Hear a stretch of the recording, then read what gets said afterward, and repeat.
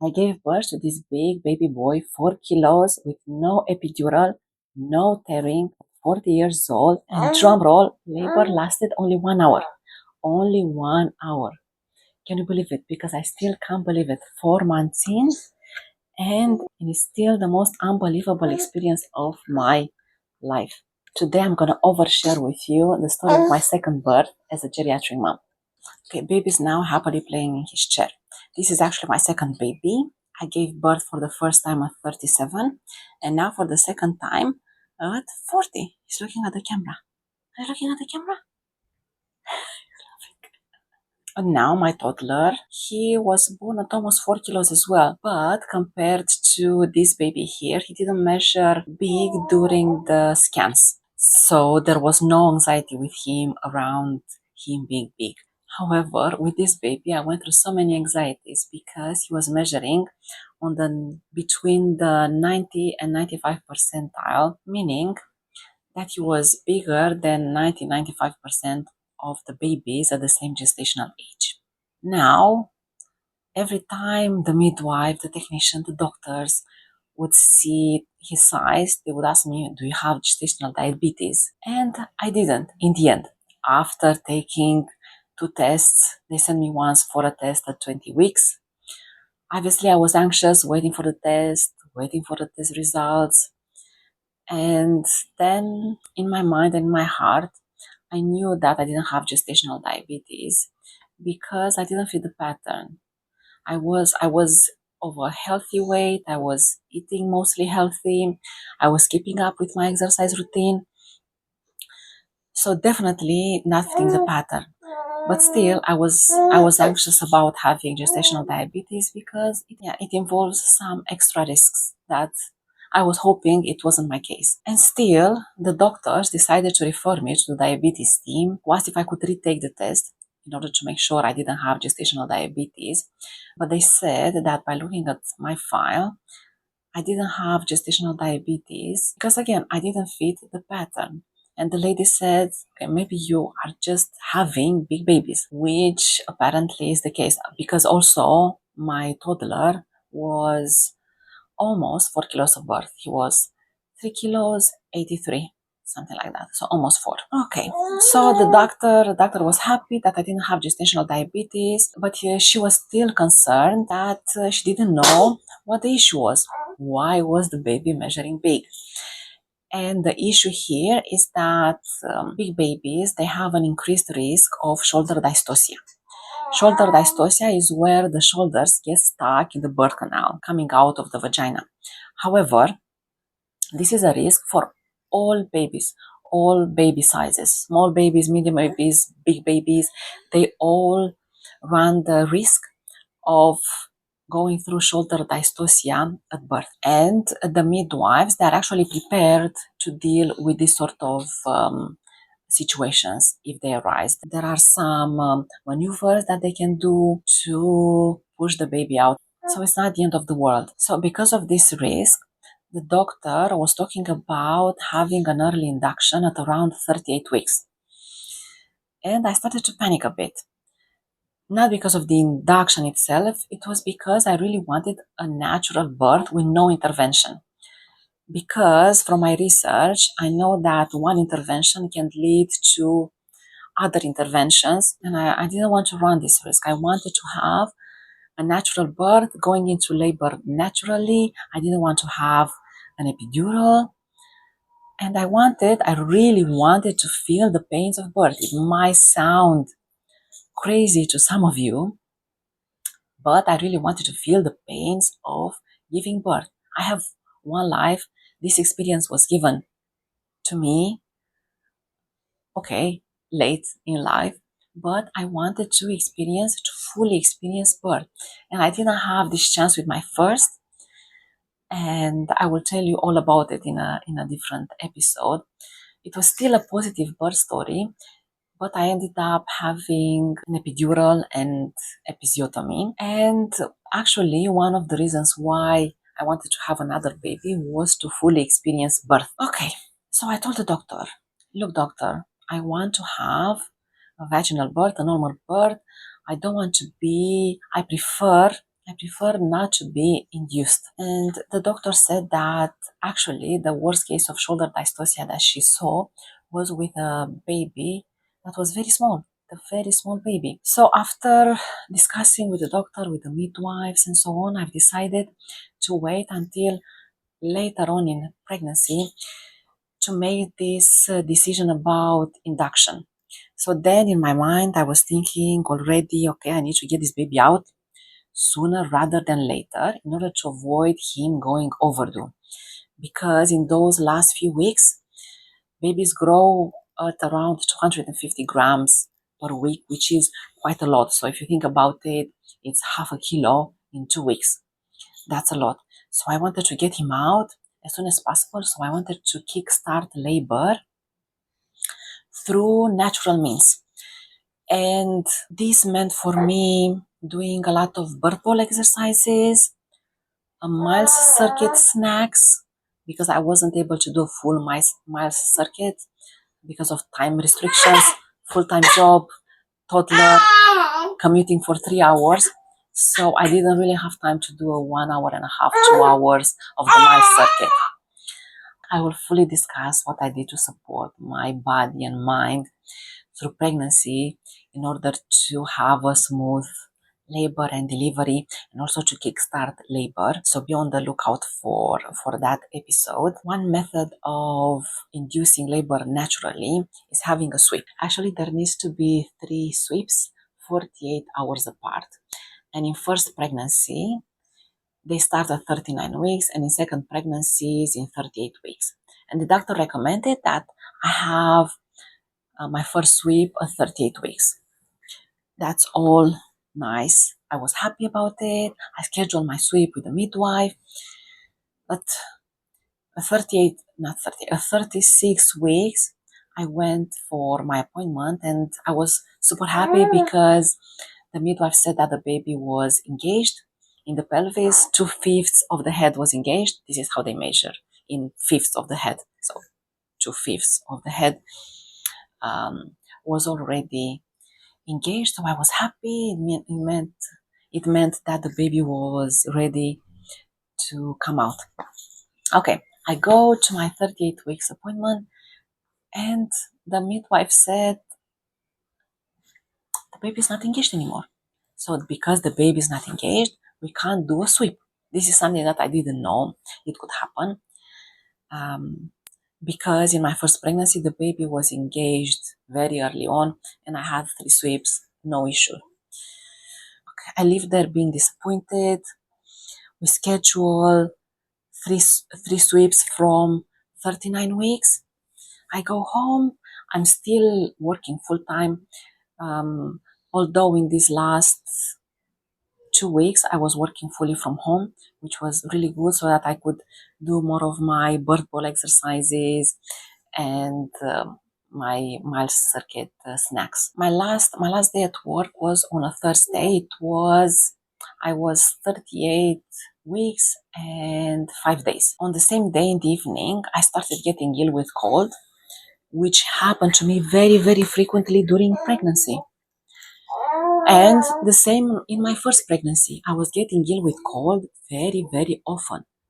I'm curious if this happened to you as well. Let me know in comments. I'm really, really curious. And on Friday, I was super, super ill in bed all day. Luckily, my mother-in-law was able to look after my toddler. And actually, this was the day when I felt the first signs of labor because my contractions started to pick up and I didn't have the usual Braxton Hicks contractions anymore.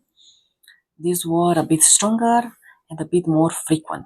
I felt something was coming and I really didn't want the baby to come, although I wanted him to come earlier, but I didn't want him to come on that day or next day because I was so ill. My dose was blocked. And you know that during labor, you need to be able to breathe through contractions. So I was really, really depressed because of it. I was crying all day, crying. Also because my husband wasn't in a very good emotional state. He was having a bit of mental health issues, if you will. He was a bit depressed. And I was thinking in my mind, how am I going to manage a toddler and a newborn and me postpartum? So also with the pregnancy hormones, and I was crying all day. And I was rubbing my belly and telling my baby, mom is not ready, mom is not ready yet.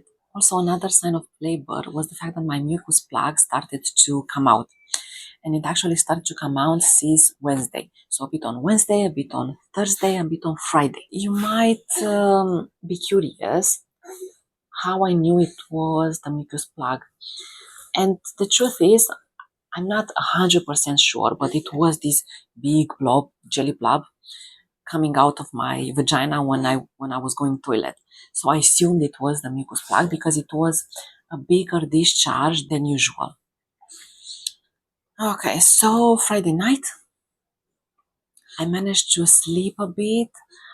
Fortunately, although usually I can't sleep when I'm ill with cold because my nose is so blocked, it's so runny, I can't sleep, especially with a big bump. It was very, very uncomfortable. But I managed to get a bit of sleep. And at 5:30 in the morning, baby woke me up with a big kick in the belly, a big thump in the belly. And I recognized this thump from where my waters broke in my first pregnancy. I didn't dare move. I was just lying there still. And I instantly had a very strong contraction, probably a minute long. I didn't time it. I was still sleepy. And I didn't dare move.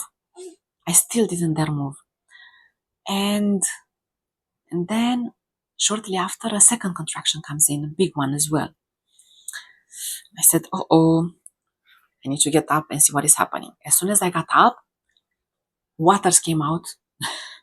Not a very big gush. At that point, I reached out for the towel in order not to dirty the carpets. And I caught a bit of the waters in my hand, and I looked at the color because I knew from my first birth that the baby had pooped in the belly, and the waters, they were a bit yellowish greenish, and they seem a bit yellowish, and I started panicking a bit. I grabbed the towel and I quickly called my husband. Wake up, my waters broke. I want to laugh because when I woke him up during my labor with the first baby, it was like this. It was very calm. Don't be scared, but I think the baby's coming. But this time I was like, wake up, the baby's coming. My waters broke. He usually takes a bit of time to get up, but this time he was up. He called his brother straight away, come and pick us up, take us to the hospital. In the meantime, my husband also calls the hospital to let them know we were coming. And I get ready really, really fast. I barely managed to splash my face with water. My hair was a mess from the night.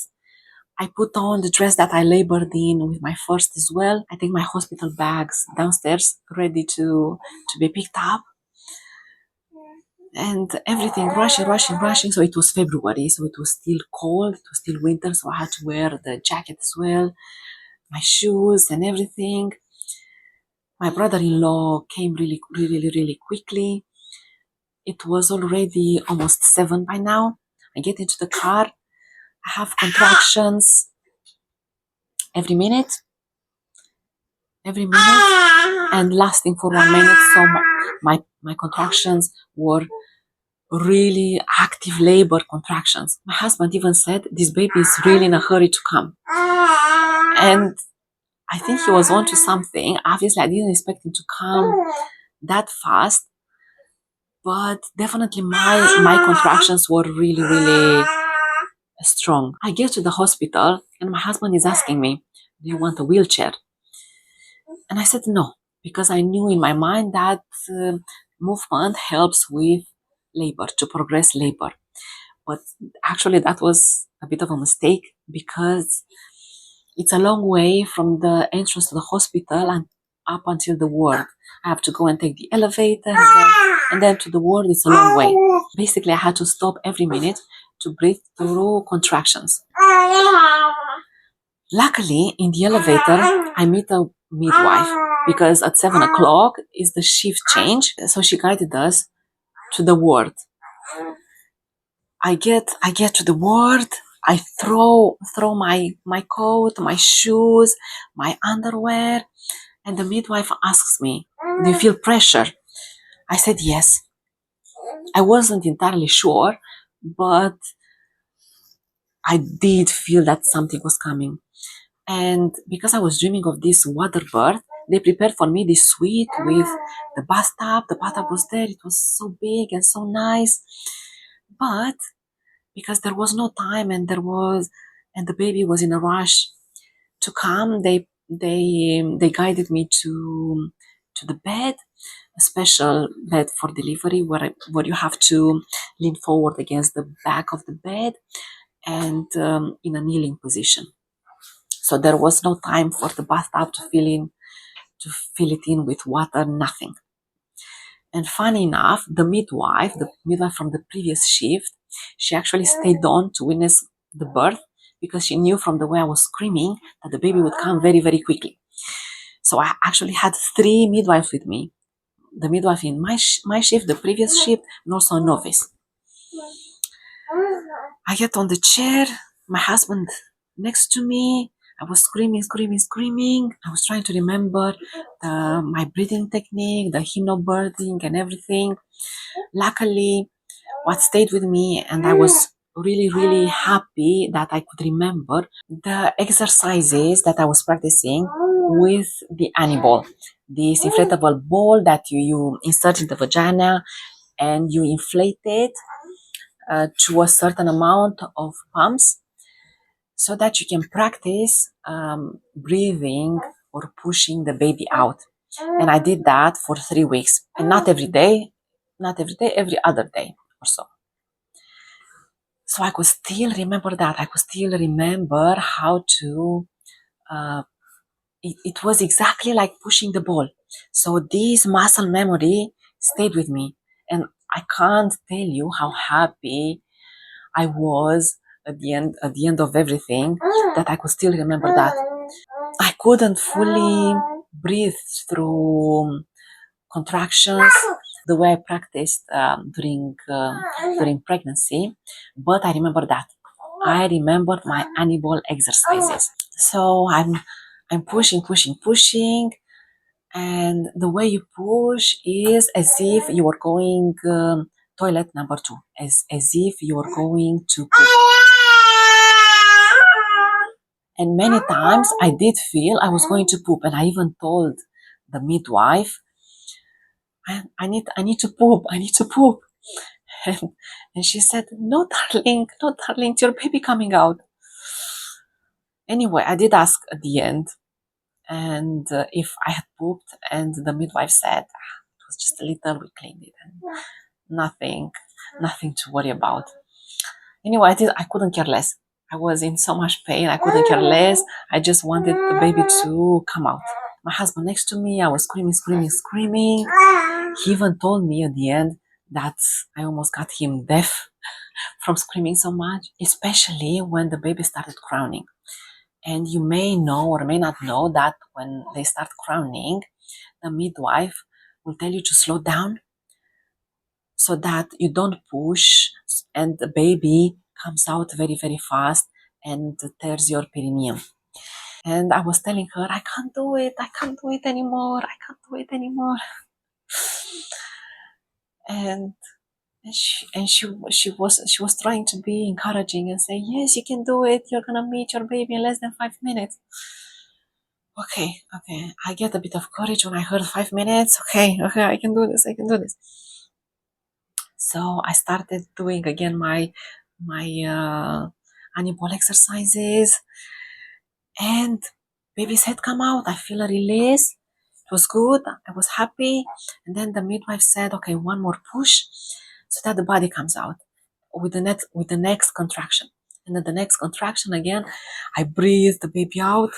His body comes out, and the release that you feel at that moment is unbelievable. It's something that obviously you can't know unless you experience it. It's that big baby coming out of your body. And yeah, there was no shoulder dystocia, no issues. The baby comes out. The problem now was that I was so tired, and it was just 1 hour labor, yeah. It was now 7:44. Labor started at 5:30, and now at 7:44, the baby was out. So just over 1 hour. And I was exhausted. Obviously, I had a bit of pain down there from the baby coming out. And I, now looking back, I feel so sorry because I couldn't turn around to look at him. I turned around in the end, but I just couldn't do it straight away. I thought, when you think of your baby being born, you want to pick him up and hug him and kiss him. Oh, my baby, my baby. But no, I was very, very exhausted, in a lot of pain, exhausted. And I was still wearing my black dress. And when I turn around, I see all of these blood and fluids. So I just take it off, throw it on the floor, and they gave me the baby with the cord still attached. And he was crying. I was happy he was crying. And the funny thing is that the first thing I said when I saw him was, he has a tongue tie. Yeah, and he did have a tongue tie, a 90% tongue tie, which we had clipped 2 weeks later. But that's another story. And the second thing I said was that he has a big willy just like his brother. Anyway, jokes aside, I was lying on my left hand side because I couldn't really lie like this because of the pain down there. So I was lying on my left hand side, holding him wrapped up in a towel. They put this hat on him as well. And I was looking at him, I was looking at his toes and his hands and his face. And I remember thinking and saying that he's perfect, he's so symmetrical. But the thing is, I couldn't get over how fast the baby came. I couldn't get over. And I had this adrenaline rush through me.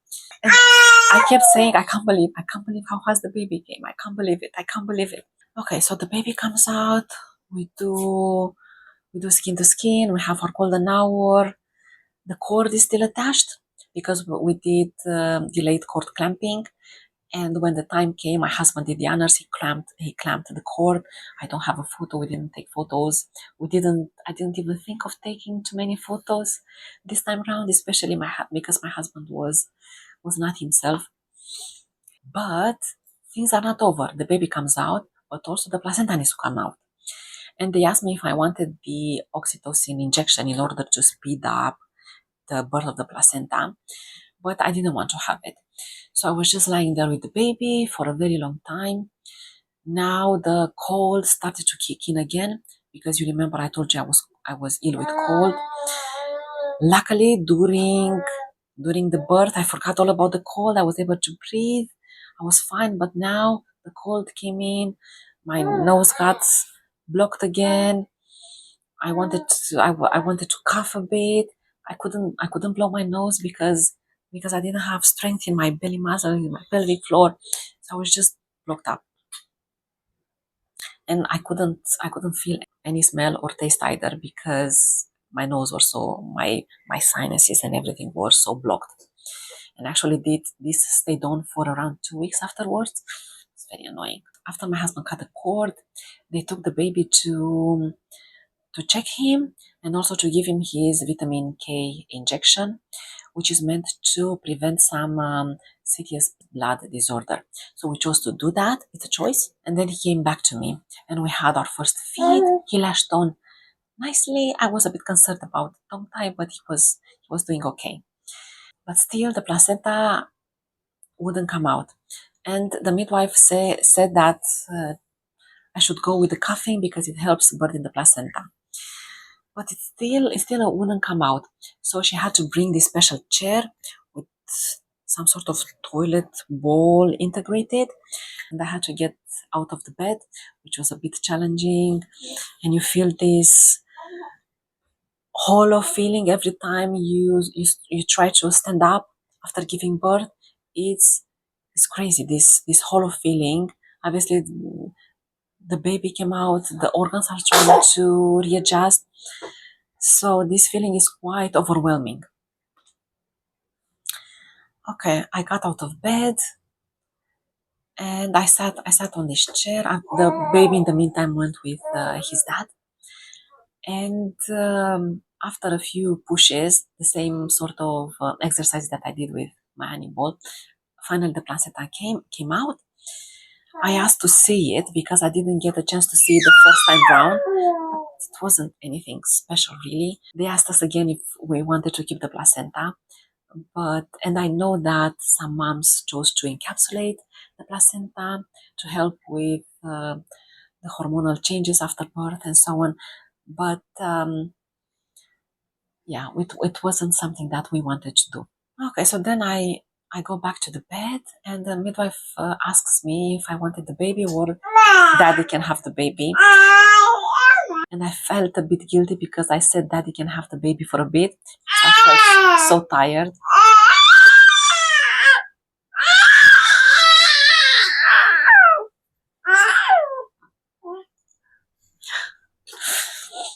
And then she said that it's still not over. They need to check my perineum to see if I have any serious tearing.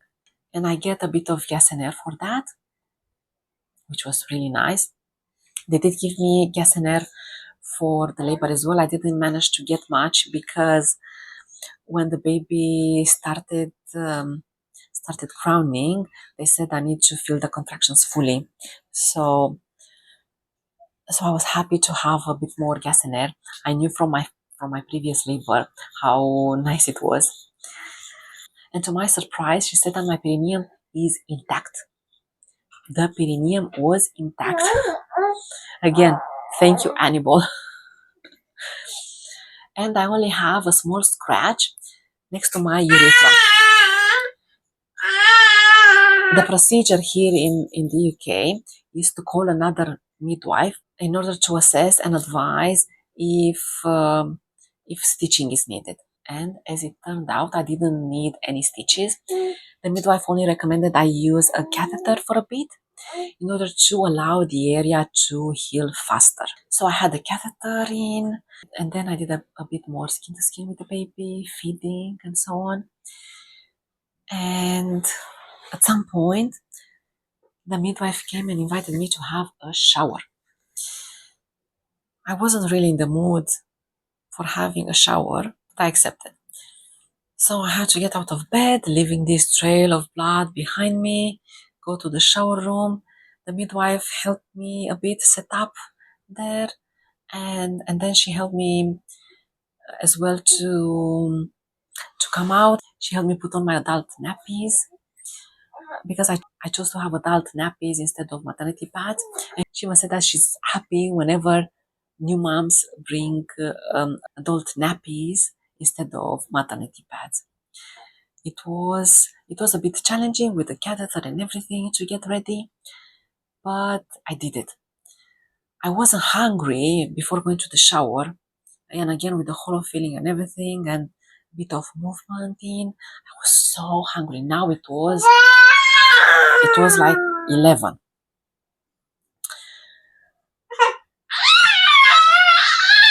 Luckily, I had ordered breakfast beforehand, this small bowl of oat porridge and the banana, which wasn't enough for me, but I inhaled it quickly because we had to move to the ward already.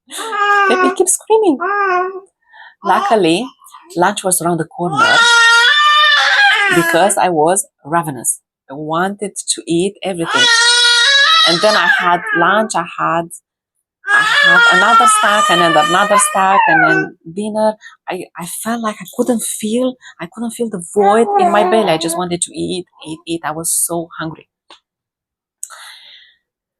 And obviously, having these uterine contractions, the uterus being a muscle, it makes you feel tired. And obviously, if you're tired when you're exercising, you want to eat afterwards. Okay, so we moved to the ward, and to be honest, I like this UK hospital.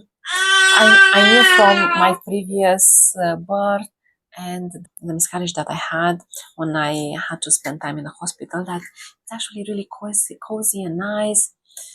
I don't know why, but I like it. So we went to the ward. There were other women around as well. Later on, I found out that they had C-sections and they were struggling with breastfeeding and baby's weight, doing combo feeding mostly. They were always checking their dirty nappies, wet nappies. I didn't talk to them directly, but I could hear conversations, and I felt sad for them, but very grateful and happy for us because we didn't have these issues. Obviously, the baby was big, 4 kilos. He was feeding well, and he had the right amount of dirty nappies and wet nappies. So we were fine. However, we did have to stay in the hospital overnight because they wanted to keep an eye on him because he had this hissing sound whenever he was breathing, especially when he was sleeping. And they assumed it was because of the fast birth, but in order to be sure, they wanted to keep him under observation. My husband was quite in a rush to go home actually, and he was going in and out of the ward, going shopping, bringing food, going and having his vape and so on. And I was there with the baby in our newborn bubble, and I was holding him and rocking him on my legs like I did with my first baby, and looking at him. And he was there in the bassinet next to the bed. I was happy to be alone with the baby in our newborn bubble. I was happy to be there overnight, although my husband did come later on in the evening with my mother-in-law and my toddler to see us, and it was so odd seeing my toddler. Let me pick him up because we can't speak. We can't speak. We can't speak. He's so chatty. He's so chatty. As I was saying, it was so odd seeing my toddler. Oh, he's still chatting. As I was saying, it was so odd seeing my toddler running around. My baby,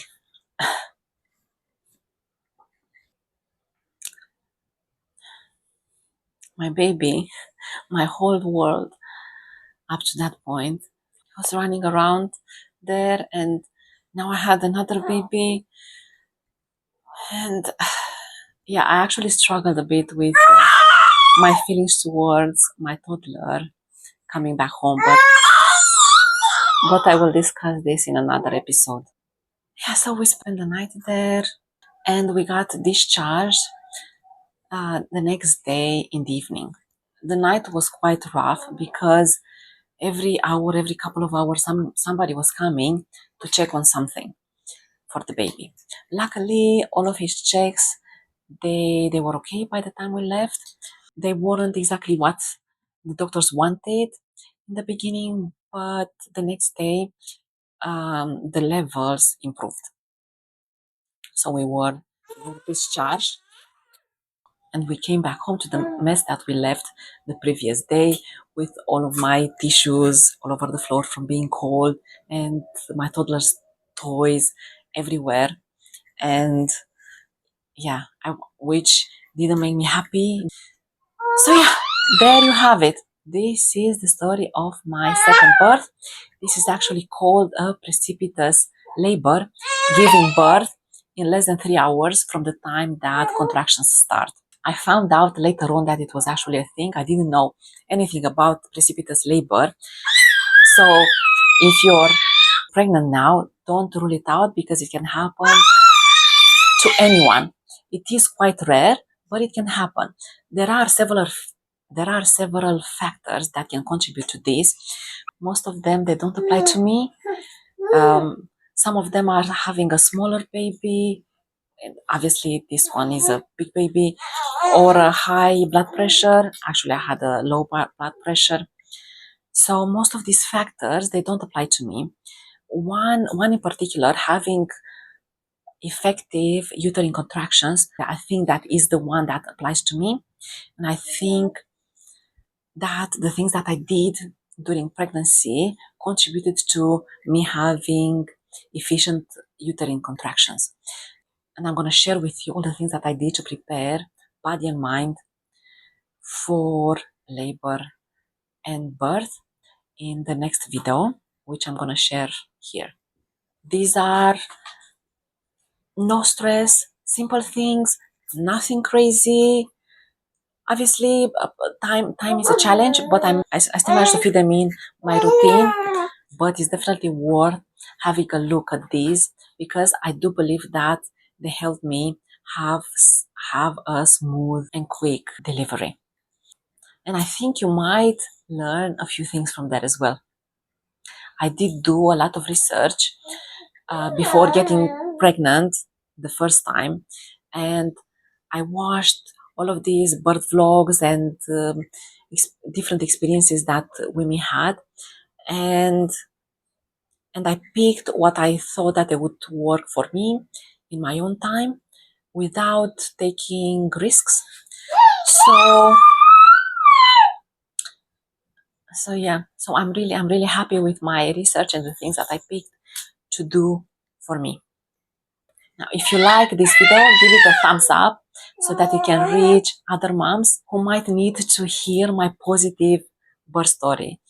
Every birth story is different, and I'm excited to hear your birth story as well. So please let me know in comments what your story is. If you're pregnant, waiting to give birth, please surround yourself with positive birth stories, because it makes a lot of difference. Unfortunately, people hear more of the traumatic births, and I think it's not fair.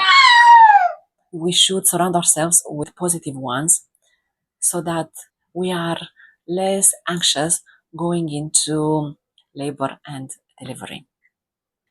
See you in the next episode, and don't forget to be kind and grateful. Chuka, chuka, chuka. Chuka, chuka, chuka. Chuka, chuka, chuka. Was the pushing